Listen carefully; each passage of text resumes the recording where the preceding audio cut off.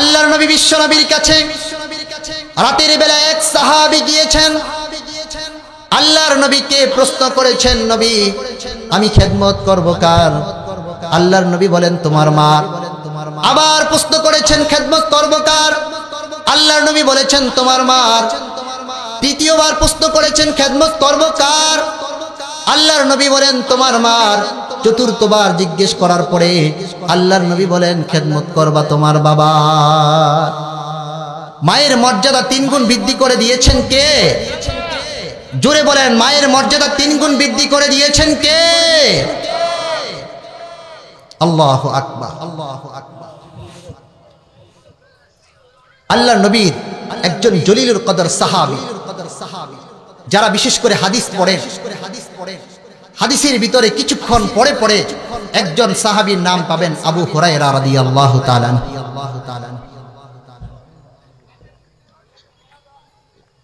আপনারা শুনেছেন না আবু হুরায়রার নাম? আমার মনে হয় না এই সমাজের ভিতরে আবু হুরায়রা রাদিয়াল্লাহু তাআলা আনহুর নাম শুনে নাই এমন কোন ব্যক্তি আছে। অনেক বড় একজন সাহাবী ছিলেন আবু হুরায়রা রাদিয়াল্লাহু তাআলা আনহু। হাদিসের এত প্রেমিক ছিলেন, রাসূলের এতটা প্রেমিক ছিলেন, রাসূলের দরবারে যে সারাক্ষণ বসে থাকতেন। নিজের পেটের খাবার সব শেষ হয়ে গিয়েছে, 1 দিন 2 দিন 3 দিন চলে যায়, আবু হুরায়রা রাদিয়াল্লাহু তাআলা আনহু খাবারের কোনো টেনশন নাই, টেনশন শুধু আল্লাহর নবী থেকে হাদিসগুলো গ্রহণ করতে হবে। আল্লাহু আকবার। একবার আবু হুরায়রা রাদিয়াল্লাহু তাআলা আনহু আল্লাহর নবী বিশ্ব নবী মুহাম্মদুর রাসূলুল্লাহ সাল্লাল্লাহু আলাইহি ওয়াসাল্লামের দরবারে যায় উপস্থিত হয়ে কান্না করে। আল্লাহর নবী জিজ্ঞেস করেন, আবু হুরায়রা কি হয়েছে তোমার, চোখে পানি কেন? আবু হুরায়রা ফুপায় ফুপায় কান্দে। আল্লাহর নবী আবার কারণ জিজ্ঞেস করেছেন। আবু হুরায়রা রাদিয়াল্লাহু তাআলা আনহু বলেন, নবী গো, तमाम পৃথিবীর মানুষ এই কদমে চুমু খেতে পারলে নিজেকে ধন্য মনে করে। সেই দরবার থেকে আমাকে ফিরে বাড়ি যেতে একটু বিলম্ব হয়েছে, এই কারণে আমার মা আমাকে মারধর করেছে, আর আমাকে প্রস্তাব করেছিল 2টা। হে আবু হুরায়রা, হয়তো মুহাম্মাদের দরবার ছেড়ে দিবি, নচেত আমি মার দরবার ছেড়ে দিবি। আল্লাহর নবী মায়ের 2টা প্রস্তাবে আমি একটা দ্ব্যর্থহীন ভাষায় উত্তর দিয়েছিলাম। আল্লাহর নবী আমার মাকে আমি উত্তর দিয়েছি, ওগো মা শুনে রাখেন, আপনার ঘর সহ तमाम পৃথিবী ছেড়ে দিতে আমি আবু হুরায়রা প্রস্তুত আছি, মুহাম্মাদুর রাসূলুল্লাহর দরবার ছাড়তে আমি পারবো না।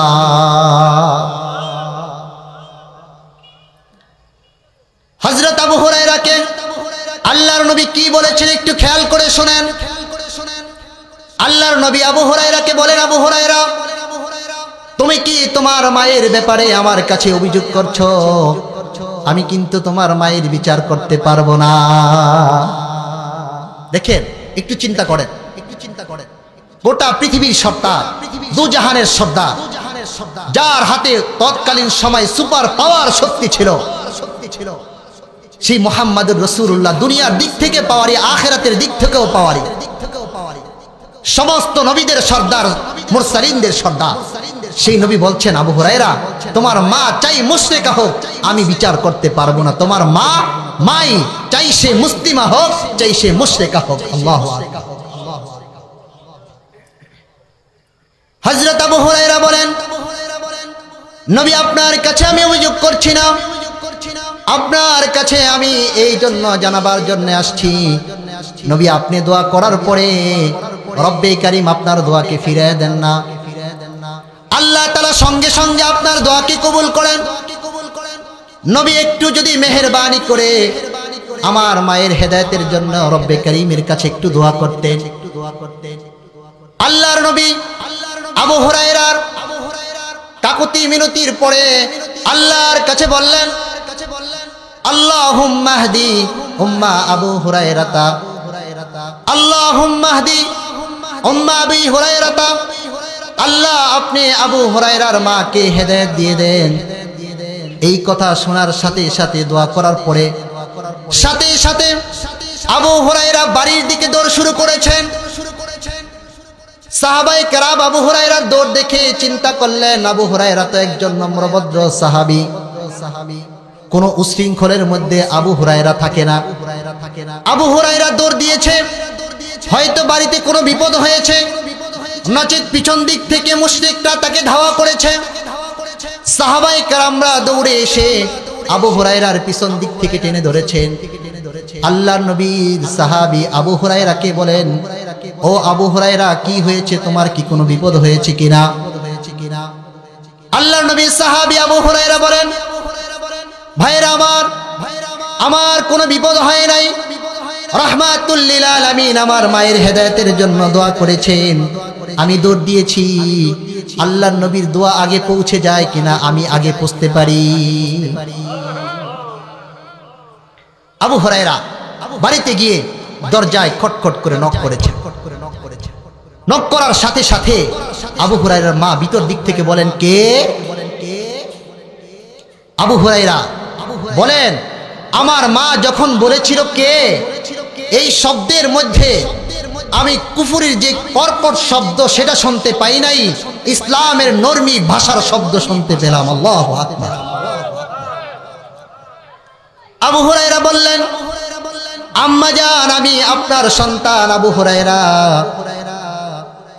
আবু হুরায়রার মা দরজাটা খুলে দিলেন। দরজা খুলে দেওয়ার পরে আবু হুরায়রা ভিতরে ঢুকেই সাথে সাথে মায়ের চেহারার দিকে তাকিয়ে দেখে চুলগুলো বেয়ে বেয়ে পানি পড়তেছে। আবু হুরায়রাকে জড়ায় ধরেছে। জড়ায়া ধরে আবু হুরায়রার মা আবু হুরায়রার কপালের মধ্যে চুমু খায়, গালের মধ্যে চুমু খায়। চুমু খেয়ে কে বলে, ও আবু হুরায়রা, আমি ভীষণ অপরাধ করে ফেলেছি রে বাবা, তোমার গায়ে আঘাত করেছি এমন ব্যক্তির দরবারে যাওয়ার কারণে, যেই ব্যক্তির দরবারকে চুমু করতে পারলে তাম পৃথিবীর মানুষ নিজেকে ধন্য মনে করে। এই ব্যক্তির সত্যবাদিতার ব্যাপারে পূর্ববর্তী কিতাবের মধ্যে সংবাদ আসছে।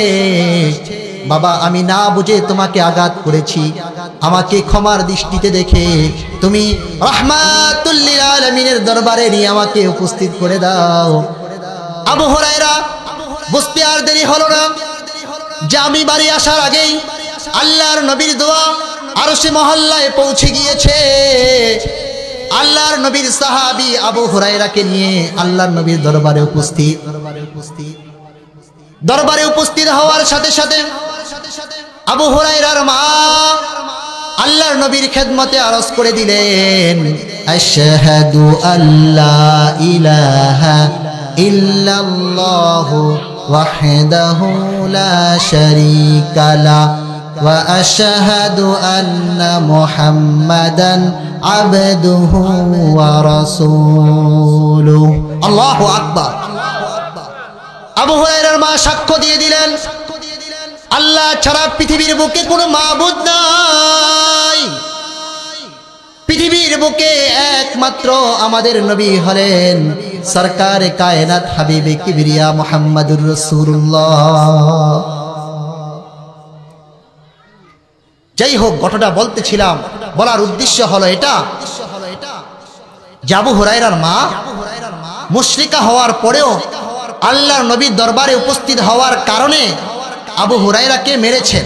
কিন্তু আল্লাহর নবী অপারগতা প্রকাশ করেছেন যে আবু হুরায়রা, তোমার মা তো মাই, চাই সে মুমিনা হোক চাই সে মুশরিকা হোক, তোমার মায়ের বিচার মায়ের দৃষ্টিতে আমি করতে পারবো না।